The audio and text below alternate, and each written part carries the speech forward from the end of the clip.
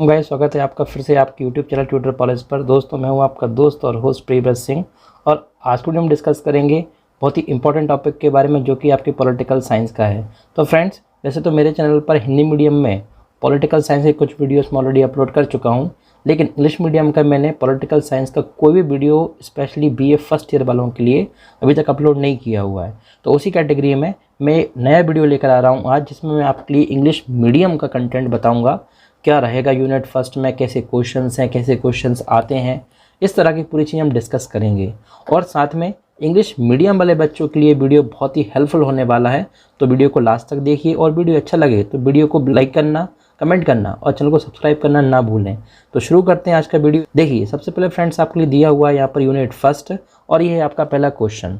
तो क्वेश्चन बिल्कुल डायरेक्ट आ सकता है दोस्त इंग्लिश मीडियम वालों के लिए। आप ध्यान से देखिएगा कि right about constitutional development in India.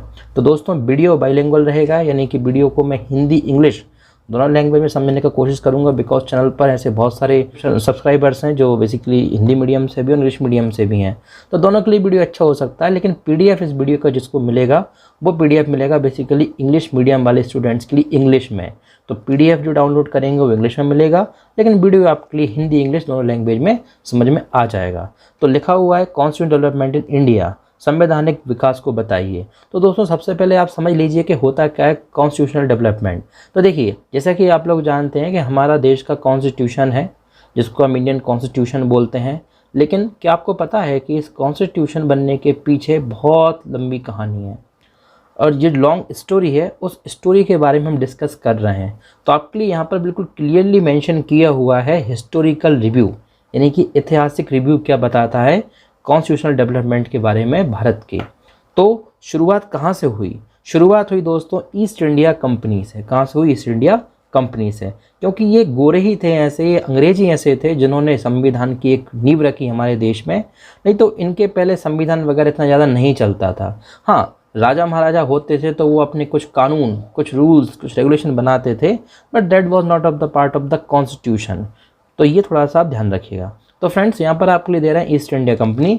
तो लिखा हुआ है यहाँ पर कि औरंगजेब की डेथ के बाद 1707 में, आप देखते जाइएगा, आप वीडियो को पॉज करके देख सकते हैं प्रॉपरली, और आप चाहें तो पीडीएफ डाउनलोड करके बाद में पढ़ भी सकते हैं। But the Mughal empire was totally disintegrated, Mughal empire disintegrate होना शुरू हो गया। British merchants of the East India Company, तो एक ईस्ट इंडिया कंपनी थी, आपने पढ़ा होगा बुक्स में। उन ब्रिटिश मर्चेंट्स ने एक्सप्लॉइट किया इस सिचुएशन को, और हमारे सब कॉन्टिनेंट पर, मतलब हमारे इंडिया पर इन्होंने ग्रेजुअली पूरा कंट्रोल कर लिया, बिजनेस के फॉर्म में, व्यापार के फॉर्म में। और फाइनली 100 ईयर्स के टेन्योर में, यानी कि 1757 से लेकर 1856 के बीचों बीच में पूरा कंट्रोल इंडिया कंपनी का इस्टेब्लिश हो गया over our country. During this phase, इस पूरे पीरियड के दौरान British India was govern by the company. तो इस पूरे फेज के दौरान, इन 100 सालों के टेन्योर के दौरान, जो ब्रिटिश इंडिया है, यानी कि जो बेसिकली भारत देश है, उसको गवर्न कौन करते, इसके ऊपर रूल कौन चलाती थी? ईस्ट इंडिया कंपनी चलाती थी। और इस कंपनी को अधिकार या इस कंपनी को राइट्स किसने दिए थे हिंदुस्तान पर रूल करने के? ब्रिटिश क्राउन ने। ब्रिटिश क्राउन मतलब ब्रिटेन के जो उस समय राजा थे, जो महारानी थी, उन्होंने परमिशन दी हुई थी। तो ईस्ट इंडिया कंपनी एक कंपनी थी, इस बात का आप ध्यान रखिएगा, जैसे और भी व्यापारिक कंपनियां होती हैं। तो दोस्तों, ये शुरुआत हो रही है। अब नेक्स्ट हेडिंग कह दे रहे हैं आपके लिए friends, British government of India. तो अब बात ये करेंगे हम कि ईस्ट इंडिया कंपनी का रूल तो 100 साल चला, मगर इन 100 सालों के पीरियड में ईस्ट इंडिया कंपनी की ऐसी कई तरह की चीज़ें सामने आई, जिसमें करप्शन देखने को मिला। तो भारत की जनता तो कुछ नहीं करती थी, बिकॉज उस टाइम पर हम लोग ना तो कैपेबल थे कि हम बहुत कुछ अपनी बात को उठा सकें, रख सकें। कुछ सिलेक्टेड पॉलिटिकल लीडर्स थे जो अपनी बात को रख सकते थे, लेकिन इतना ज़्यादा कुछ नहीं हुआ। और ईस्ट इंडिया कंपनी ने बहुत करप्शन किया, बहुत ही ज़्यादा हमारे देश के जो रिसोर्सेज थे, नेचुरल रिसोर्सेज थे, उनका एक्सप्लॉयटेशन किया। और हमारे यहाँ जो जनता थी वो भी इनके रूल से बहुत ज़्यादा खुश नहीं थी। तो अब इस बेसिस पर क्या हुआ, जो ब्रिटिश की सरकार थी, जो ब्रिटेन की सरकार थी, उसने कंट्रोल कर लिया भारत को, यानी कि ईस्ट इंडिया कंपनी का जो अथॉरिटी थी, जो अधिकार था, जो राइट्स थे भारत के ऊपर, वो छीन लिए गए, और फाइनली ब्रिटिश सरकार ने कंट्रोल किया भारत के ऊपर। तो अब यहाँ पर हेडिंग शुरू हो रही है हमारी friends, British government of India. तो आप यहाँ पर आपके लिए दे रहे हैं फ्रेंड्स कि after the great rebellion of 1857, आपको बताया थोड़ी देर पहले फ्रेंड्स कि 1856 तक ईस्ट इंडिया कंपनी ने रूल किया, और उसके एक साल बाद 1857 में एक रिबेलियन हुआ, एक विद्रोह हुआ, जिसको अंग्रेज लोग बोलते हैं द आर्मी रिवोल्ट, या बोल सकते हैं हम लोग कि द मिलिट्री रिवोल्ट। लेकिन हमारे देश के लोगों की बात करें हम, या हम इंडियन ऑथर्स की बुक्स में बात करें, सो दे सेड कि ये हमारा फर्स्ट इंडिपेंडेंस के लिए मूवमेंट था। तो इस 1857 के रिवोल्ट में the government of India was transferred to the crown by the act of 1858। तो इस पूरे रिवेलियन के बाद जो गवर्नमेंट ऑफ इंडिया है, यानी कि जो भारत की सरकार के ऊपर रूल था, या बोल सकते हैं हम लोग कि जो भारत की सरकार है, उसकी अथॉरिटी, उसका पावर ट्रांसफ़र कर दिया गया क्राउन को। क्राउन मतलब जो ब्रिटेन के राजा थे उनको, और ब्रिटिश पार्लियामेंट में एक एक्ट बनाकर ये पूरी प्रोसेसिंग कर दी गई।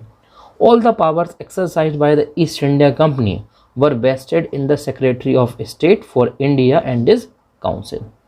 जो पावर्स होती थी, अब पावर्स भी दोस्तों कई तरह की हो सकती हैं। अगर मैं थोड़ा सा आपके लिए बताऊं तो यहाँ पर आप देख सकते हैं, जैसे सबसे पहली पावर क्या होती है, सबसे पहली पावर होती है एक हिसाब से पॉलिटिकल पावर। तो पॉलिटिकल पावर भी अंग्रेज़ों के हाथ में थी। दूसरा हो सकती है आपकी कौन सी, एडमिनिस्ट्रेटिव पावर, तो वो भी ब्रिटिशर्स के हाथ में थी। और थर्ड हो सकती है हमारी कौन सी, जुडिशियल पावर, तो वो भी किसके हाथ में थी, ब्रिटिश गवर्नमेंट के हाथ में थी। तो ये सारे जो पावर्स थे, ये एक पोस्ट बना दी थी जिनका नाम था सेक्रेटरी। जो ब्रिटिश कैबिनेट में सेक्रेटरी हुआ करते थे, बेसिकली उनके लिए एक पोस्ट बना दी गई थी, और वो पूरा का पूरा मैनेजमेंट हिंदुस्तान में करते थे। अब कौन होता था ये सेक्रेटरी? ये सेक्रेटरी ब्रिटिश कैबिनेट का पार्ट होता था, और साथ में जो ब्रिटिश पार्लियामेंट था उसमें भी इसकी सिटिंग हुआ करती थी। He directed and control the affairs of the government of India. तो यहाँ पर बता रहे हैं आपके लिए कि कंट्रोल करना इंडियन अफेयर्स को, गवर्नमेंट ऑफ इंडिया के अफेयर्स को, और डायरेक्शन देना, इनका ही काम होता था सेक्रेटरी साहब का। तो इस तरह से पूरा रूल करती थी ब्रिटिश गवर्नमेंट, इंडिया में उन्होंने रूल किया। तो ये आपके लिए बता रहे हैं ईस्ट इंडिया कंपनी के बाद। चलिए इसी के साथ नेक्स्ट पैराग्राफ में देखते हैं फ्रेंड्स। लिखा हुआ है यहाँ पर, the government of India consisted of the governor. अब गवर्नमेंट ऑफ इंडिया में सेक्रेटरी के अलावा कौन कौन होते थे? तो गवर्नर जनरल होते थे, और उनकी एक काउंसिल होती थी who exercise supreme authority over British India subject to the control of the Secretary of State for India। तो यहाँ पर आपके लिए बता रहे हैं कि वैसे तो सेक्रेटरी सबसे टॉप मोस्ट अथॉरिटी होती थी, बट उनके अलावा भी ब्रिटिश सरकार ने भारत में रूल करने के लिए एक गवर्नर जनरल की पोस्ट क्रिएट की थी, जिसमें उनकी एक काउंसिल भी हुआ करती थी, और ये पूरा चलाते थे रूल अपना, और ये डायरेक्टली रिस्पॉन्सिबल होते थे किसके लिए? Secretary of state for India के लिए। तो इस तरह से थोड़ा सा आप ध्यान रखें कुछ चीज़ों के लिए। Up to the first world war, अब फर्स्ट वर्ल्ड वॉर तक, यानी कि फर्स्ट वर्ल्ड वॉर कब हुआ फ्रेंड्स? तो मैं अपने पुराने वीडियोस में कई बार बताया हूँ इस बात को। फर्स्ट वर्ल्ड वॉर की जो डेट है वो है 1914 से 1918, मतलब 1918 तक। The aim of the British government in regard to India was to include certain number of Indians to participate in the imperialist administrative machine. तो इसका मीनिंग क्या बनेगा फ्रेंड्स? इसका मीनिंग ये बनेगा कि फर्स्ट वर्ल्ड वॉर तक जो ब्रिटिश सरकार का एम था, जो लक्ष्य था ब्रिटिश सरकार का, वो ये था कि कुछ सर्टेन मेंबर्स को, कुछ निश्चित लोगों को, कुछ निश्चित इंडियंस को हम लोग इम्पीरियलिस्ट एडमिनिस्ट्रेटिव मशीनरी में मौका देंगे, या उनको हम एक हिसाब से उसका पार्ट रखेंगे। अब ये इतना टफ वर्ड जो दिया उसका मीनिंग क्या होता है? तो इसका मतलब ये है कि जो ब्रिटिश सरकार होती थी उसकी जो एडमिनिस्ट्रेटिव मशीनरी थी, यानी कि जो अधिकारी वर्ग हुआ करता था, या मैं बोल सकता हूँ कि आज जो लोकसभा है, बेसिकली उस समय लोकसभा इसका नाम नहीं था, उस समय इसको वाइसरॉय की या गवर्नर जनरल की काउंसिल का हाउस बोला जाता था। तो ये पूरा रिस्पॉन्सिबिलिटी कुछ इंडियंस को भी मौका इसमें दिया गया। तो इस तरह से पूरा एक सिस्टम क्रिएट किया गया था बाय द ब्रिटिश गवर्नमेंट। तो फर्स्ट वर्ल्ड वॉर तक इनका पूरा प्लान यही था ब्रिटिश गवर्नमेंट का। लेकिन दोस्तों वो कहते हैं ना कि ज़रूरी नहीं है कि जो सोचें हम वही हो जाए। तो ब्रिटिश हुकूमत ने, ब्रिटिश गवर्नमेंट ने जो सोचा वो हुआ नहीं उसके साथ। तो क्या हुआ अब वो थोड़ा सा हम समझते हैं। तो लिखा हुआ है कि फर्स्ट वर्ल्ड वॉर के बाद चीज़ें कुछ बदल गई, और ब्रिटिश सरकार जो सोच रही थी कि हम ऐसा कर देंगे वैसा कर देंगे, वैसा वो कुछ नहीं कर पाई। तो आपको हेडिंग बता रहे हैं यहाँ पर अब, रिफॉर्मेटरी मेजर्स बाय ब्रिटिश। जब ब्रिटिश सरकार ने अपनी दाल गलाई और वो दाल नहीं गली, सो फाइनली उन्होंने कुछ रिफॉर्मेटरी मतलब कुछ बदलाव करने की कोशिशें की इंडिया में, जिससे Indians could not started the protest against them, मतलब इंडियंस ब्रिटिश के खिलाफ प्रोटेस्ट ना कर पाए, तो इस तरह से कुछ उन्होंने मेजर्स ट्राई किए। तो क्या है फर्स्ट मेजर, तो लिखा हुआ है यहाँ पर आपके लिए फ्रेंड्स कि in pursuance of his aim a series of reformatory measures were carried out from 1891 onwards. तो जो सीरीज ऑफ रिफॉर्मेटरी मेजर्स हैं, यानी कि ब्रिटिश सरकार ने जो बदलाव करने का सोचा, स्पेशली हम बोल सकते हैं कि जब उनका रूल स्टार्ट हुआ 1857 के बाद, तो उसमें इनने सबसे पहला ट्राई जो किया वो किया 1861 में। कब ट्राई किया? 1861 में। क्या क्या हुआ उस 1861 में? तो 1861 में जो ब्रिटिश पार्लियामेंट था लंदन में, उस ब्रिटिश पार्लियामेंट में एक एक्ट पास हुआ in the favour of India, Bharat के पक्ष में, और उस एक्ट का नाम था इंडियन काउंसिल्स एक्ट। तो दोस्तों आपको नाम से ही समझ में आ रहा होगा, इंडियन काउंसिल्स एक्ट का मतलब इंडियन की काउंसिल, यानी कि भारतीय लोगों को एक काउंसिल बनाकर उनको मौका दिया जाए, किसमें? ब्रिटिश गवर्नमेंट में। तो ये अंग्रेज़ों का एक पहला एक्ट था जो उन्होंने इंडियन के फेवर में चलाया। तो ऐसा हम बोल सकते हैं, लेकिन अगर अपन इंडियंस की बात करें या उस समय के पॉलिटिकल लीडर्स की बात करें, तो उनका कहना यह था कि अंग्रेज़ों की पहली चाल थी। तो ये भी हम बिल्कुल बोल सकते हैं कि पहली उनकी चाल थी। तो आइए बात करते हैं वो चाल क्या थी। तो लिखा हुआ है यहाँ पर फ्रेंड्स आपके लिए कि इस एक्ट के थ्रू बता रहे हैं आपके लिए कि 6 nominated non official members to the governor generals legislative council, यानी कि इस एक्ट के through 6 nominated non official members को, यानी कि इंडियन नॉन ऑफिशियल मेंबर्स को मौका दिया गया गवर्नर जनरल की लेजिस्लेटिव काउंसिल में।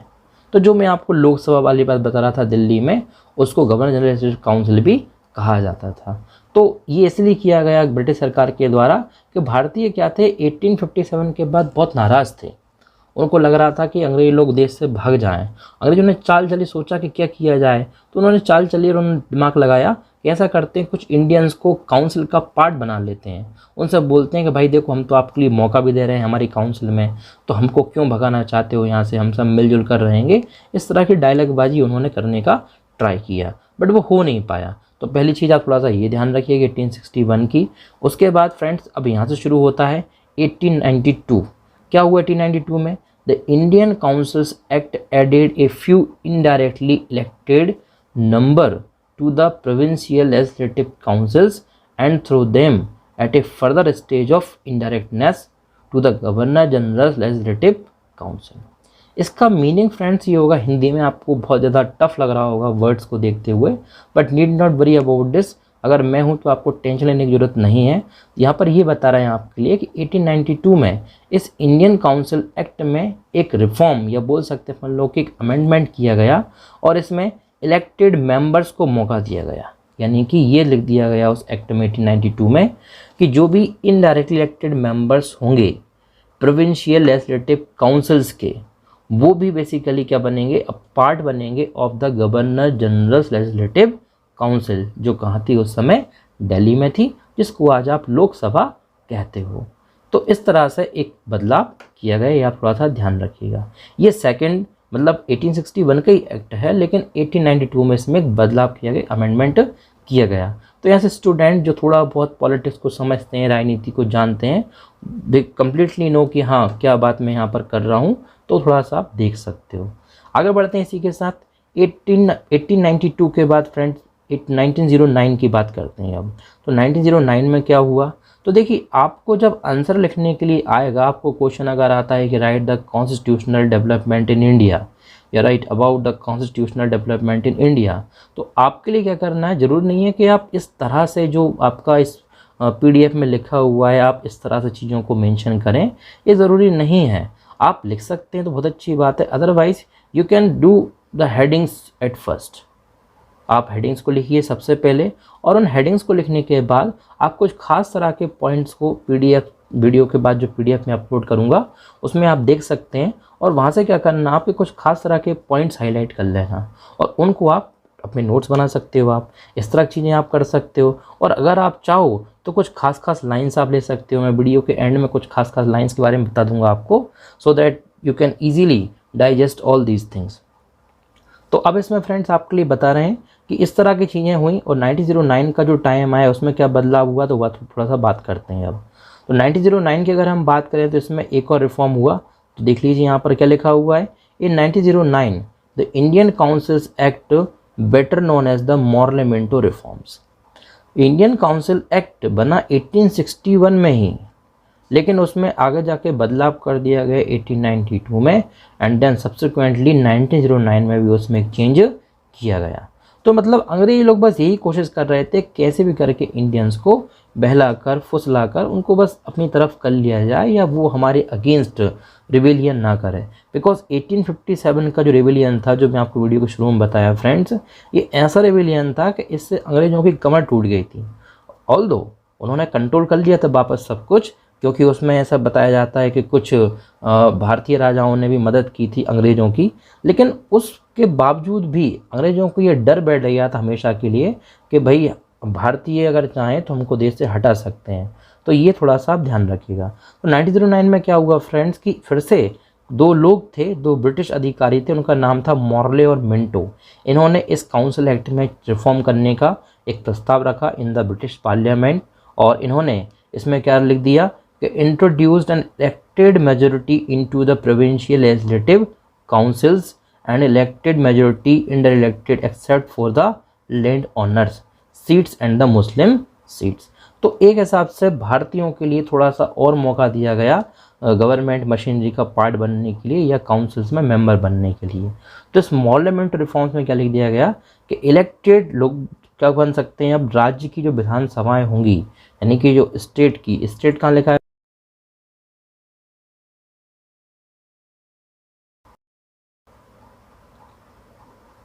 तो स्टेट कहाँ लिखा हुआ है फ्रेंड्स, यहाँ पर जो प्रोविंशियल लिखा हुआ है वही आपका क्या है, स्टेट है। तो ये थोड़ा सा आप देख लीजिएगा। तो प्रोविंशियल से स्टेट से मतलब होगा, तो don't be confuse about this कि प्रोविंशियल का मीनिंग क्या होता है, स्टेट लेजिस्लेटिव काउंसिल्स। तो इलेक्टेड मेजोरिटी की बात की, तो आपके लिए क्वेश्चन ऑब्जेक्टिव में भी आ सकता है कि मॉर्लेमेंट रिफॉर्म्स में किस तरह के सिलेक्शन की या किस तरह के रिप्रेजेंटेशन की बात की। तो इलेक्टेड रिप्रेजेंटेशन की बात की, इलेक्टेड मेजोरिटी रिप्रेजेंटेशन की बात की। 1892 के काउंसिल एक्ट में क्या बात की गई, तो इसमें बात की गई सिंपली कि जो इनडायरेक्टली इलेक्टेड मेंबर्स होंगे वो आ सकते हैं। तो इनडायरेक्टली इलेक्टेड मेंबर्स और डायरेक्टली इलेक्टेड मेंबर्स में फ़र्क होता है। डायरेक्टली इलेक्टेड मेंबर्स 1909 में बात की गई और 1892 में इनडायरेक्ट इलेक्टेड मेंबर्स की बात की गई। तो इस तरह से इस एक्ट में 1909 में जो है सरकार ने एक बदलाव करने का कोशिश किया। और इसमें सबसे खास बात यह है फ्रेंड्स कि इसमें 1909 का जो रिफॉर्म है, मॉर्लेमेंटो रिफॉर्म्स, इसकी सबसे बुरी बात यही थी कि अंग्रेज़ों ने यहाँ पर हिंदू मुस्लिम के बीच में जो कुछ हद तक एक मतलब ऐसा बताते हैं लोग कि एकता थी, एक यूनिटी थी, उस यूनिटी को तोड़ने का काम किया। इन्होंने सेपरेट रिप्रेजेंटेशन की बात रख दी उसमें कि जो मुस्लिम कम्युनिटी रहेगी वो अलग वोट दे सकती है, जो हिंदू कम्युनिटी है वो अलग वोट दे सकती है। तो इससे प्रॉब्लम्स क्यों हुई फ्रेंड्स और क्रिएट हुई, और उसी वजह से आगे जाकर आप समझते हो कि फाइनली जब देश आज़ाद हुआ तो आज़ादी के पहले से ही पाकिस्तान की डिमांड उठाने शुरू कर दी थी, क्योंकि इसमें चाल किसकी थी, ब्रिटिश सरकार की थी। तो ये थोड़ा सा आप ध्यान रखिएगा। चलिए, तो ये हमारा ये वाला हेडिंग हो गई। अब हम बात करते हैं कि ये जो सब कुछ हो रहा था 1909 में, तो 1909 के बाद फ्रेंड्स इसी बीच में घटना हुई दुनिया में, और उस घटना ने भारत की आज़ादी के रास्ते खोल दिए। या मैं बोल सकता हूँ कि उस इंसिडेंट के वजह से Indians were active to find their freedom, कि हमको आज़ादी मिल सकती है। तो इसमें हम क्या देख रहे हैं, फर्स्ट वर्ल्ड वॉर देखते हैं अब। तो फर्स्ट ग्रेट वॉर हो चाहे फर्स्ट वर्ल्ड वॉर हो, बात एक ही है। मैं आपको भी डेट बताया था थोड़ी देर पहले। तो लिखा हुआ है कि 1914 से लेकर 1918 तक वर्ल्ड वॉर चला, जिससे इम्पीरियलिज्म का जो फाउंडेशन था वो क्या हो गया, कमज़ोर पड़ गया। अब आप कहोगे कि ये होता क्या है, तो थोड़ा सा मैं आपको अब जो आगे का टॉपिक है उसको समझाने की बजाय थोड़ा सा मैं आपको ये जो मीनिंग है इम्पीरियलिज्म का ही एक्सप्लेन कर रहा हूँ। तो ध्यान से सुनिएगा दोस्तों, इम्पीरियलिज्म का मीनिंग क्या होता है। देखिए, इम्पीरियलिज्म मतलब होता है यहाँ पर विस्तारवाद। क्या होता है, विस्तारवाद होता है हिंदी में। अगर अपन देखें तो जो हिंदी मीडियम के स्टूडेंट्स अगर वीडियो को देख रहे हैं तो उनको समझ में आ जाएगा। तो ब्रिटिश सरकार ने क्या किया था, अगर मैं आपको बताऊं, ब्रिटेन की जो सरकार थी उसने भारत यानी कि इंडिया, उसने अफ्रीका, चाइना, ऐसे कई देश थे जो छोटे देश थे, उस समय गरीब देश थे, उन देशों में इन्होंने क्या किया था, व्यापार के नाम पर इन देशों को कब्जे में कर लिया था।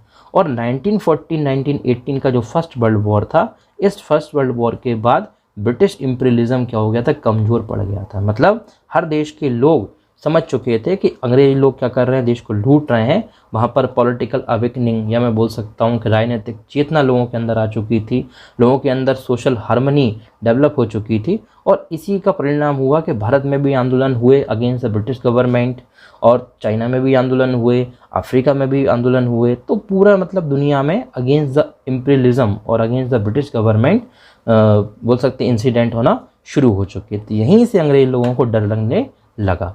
तो नेक्स्ट लाइन में क्या लिखा है फ्रेंड्स कि there were national awakening not only in India but also over the colonial world. जो मैं आपको बता रहा था वो चीज़ इंग्लिश में लिखी हुई है, so need not worry about this. देखिए मैं बार बार बोलता हूँ मेरे हर एक वीडियो में कि आर्ट सब्जेक्ट आपके लिए रटने का सब्जेक्ट नहीं है।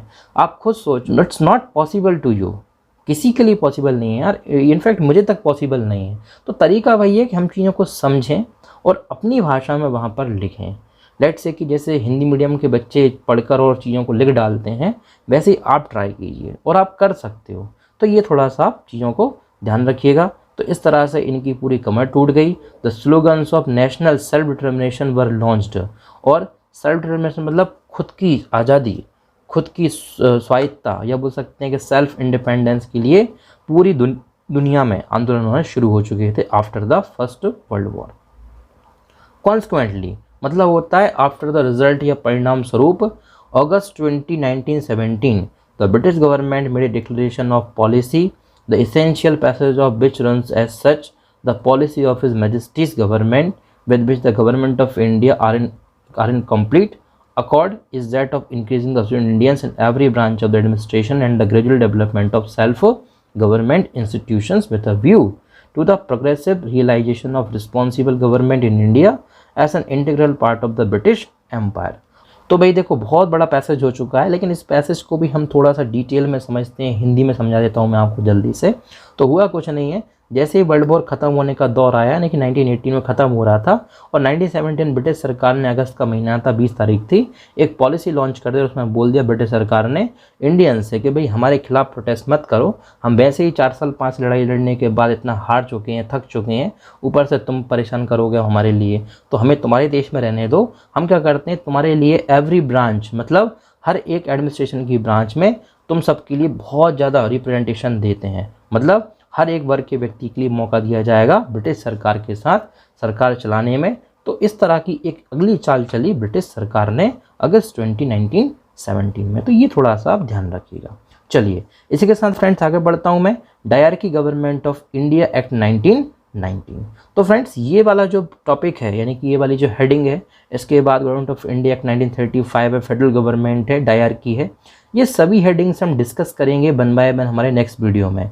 बिकॉज ये क्वेश्चन नंबर 1 का पार्ट 1 है, जो नेक्स्ट वीडियो अपलोड करूँगा उसमें पार्ट 2 कराऊंगा, बिकॉज वीडियो बहुत लंबा हो जाएगा। मेरी आदत नहीं है कि मैं आपके लिए बहुत शॉर्ट में बताऊं, मेरा प्लान यही है कि मैं आपको डिटेल में चीज़ों को समझा दूं, जिससे आपके दिमाग में इमेज बन जाए और आप आराम से अपने एग्जाम में लिख सको। बस यही मैं चाहता हूँ। तो मैं आज आपके लिए केवल पार्ट 1 लेकर आया था, जिसमें मैंने आपके लिए कुछ खास हेडिंग बताई क्वेश्चन नंबर 1 की, यूनिट फर्स्ट की। नेक्स्ट पार्ट बहुत जल्दी लाऊंगा फ्रेंड्स, और उसमें मैं आपके लिए जो पार्ट 2 है तो आगे की हेडिंग समझाऊंगा बिल्कुल प्रॉपर तरीके से। तो आप जुड़े रहिए मेरे चैनल के साथ, देखते रहिए मेरा चैनल ट्यूटर पॉलिश। और अगर वीडियो अच्छा लगे तो वीडियो को लाइक करना ना भूलिएगा, कमेंट करना ना भूलिएगा, और ऐसे ग्रुप में शेयर कीजिए जहां इंग्लिश मीडियम के बच्चे बैठे हुए हैं और वो इंतजार कर रहे हैं कोई ऐसे धमाकेदार वीडियो का जिससे उनकी प्रॉब्लम सॉल्व हो जाए। Because exam is on the way, आपके एग्ज़ाम बिल्कुल आने ही वाले हैं। तो मिलता हूँ नेक्स्ट वीडियो में, तब तक के लिए जय हिंद, जय भारत।